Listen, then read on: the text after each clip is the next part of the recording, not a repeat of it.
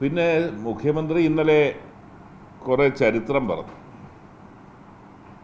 ആരും അതിനെ ഡിസ്പ്യൂട്ട് ചെയ്യുന്നില്ല. CPM കേരളത്തിൽ വലിയ സംഭാവന നൽകിയിട്ടുള്ള പാർട്ടിയാണ്, അതിലൊരു തർക്കവുമില്ല. പക്ഷെ ഒരു വ്യത്യാസമേ ഉള്ളൂ, അന്നത്തെ CPM ആണോ ഇന്ന് പിണറായിയുടെ വിജയൻ്റെ കീഴിലുള്ള CPM എന്നുള്ളതാണ് ചോദ്യം.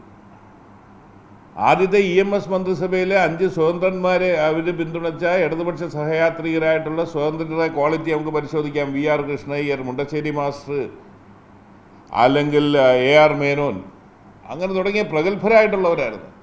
ഇന്ന് പിണറായി വിജയനെ പിന്തുണയ്ക്കുന്ന ആരൊക്കെയാണ്? PV അൻവർ, കാരാട്ട് റസാക്ക്, മുകേഷ്, ശ്രീനിജൻ. ആ നിലയിലേക്കുള്ള മാറ്റം CPM-ൽ സംഭവിച്ചുകൊണ്ടിരിക്കുകയാണ്.